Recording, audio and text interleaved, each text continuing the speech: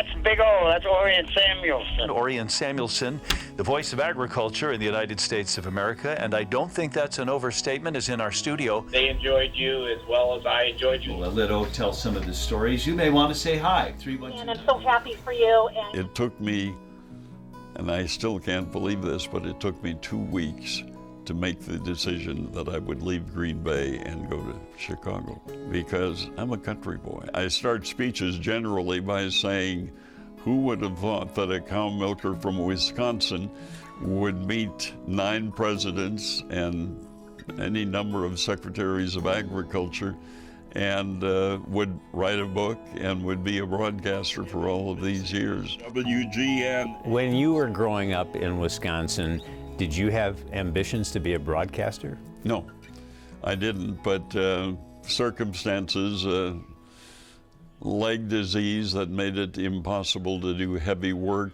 The disease told my father, who probably would have passed the farm on to me, but it told him that I couldn't do the heavy work of farming, so I better find something else. I imagine you still milking cows while you're in broadcasting. And I did. So I'd get up in the morning and I'd help Dad milk cows, and then I'd drive 17 miles to the radio station. I'd get home in time to help milk cows at night. I listened to you back in the day. I'm so thankful to you. And you will be sorely missed. Anyone living in the Midwest over the past 6 decades knows that great big booming voice of yours. You've educated a lot of people though, haven't you? That's probably one of the biggest compliments I get from city listeners in Chicago or suburbs or other cities who say, I didn't know what soybeans were. I didn't know what cattle, dairy, and beef were. Why have agriculture news and farm reports survived on WGN radio in Chicago here long after that kind of broadcasting ended on other stations? Well, because we were able to talk more than planting corn or soybeans. We would talk about trade with China. We would talk about the European community and the blocks that were put up against our products. And it, I think, became pretty well known to most people that agriculture was indeed a contributor to the nation's income.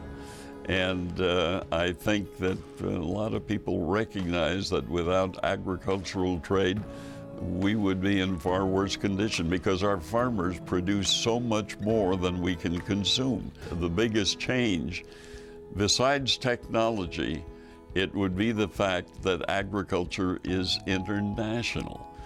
Because when I started in the business of South America, Brazil wasn't even in the soybean situation. And today they're the biggest producer and the biggest exporter of soybeans. I've gone to 44 countries to cover the agricultural story. Oh, I was in Cuba and I shook hands with Fidel Castro, who had a tough handshake, and I thought, if we're going to wait for him to go away, we're going to wait a long time. And then I shook hands with Mikhail Gorbachev, two of the world leaders, and went to England to broadcast live from their Royal Agriculture Show. And when you say who are the most important people, the farmers, the ranchers, and the food producers are. And then all the others came after that. You had to be pinching yourself at times along the way. Yeah, without a doubt. And particularly when I, on a Sunday, went with the Secretary of Agriculture and the Prime Minister of India to see the Taj Mahal.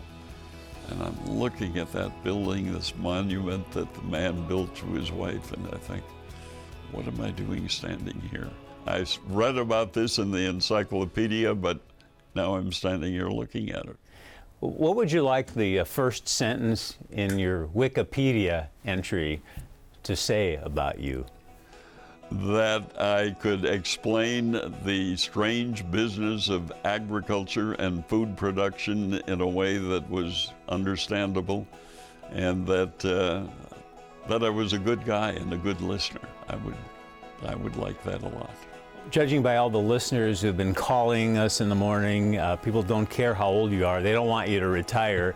There are tens of thousands of folks who are really going to miss you. What's been your reaction to this outpouring of love for you?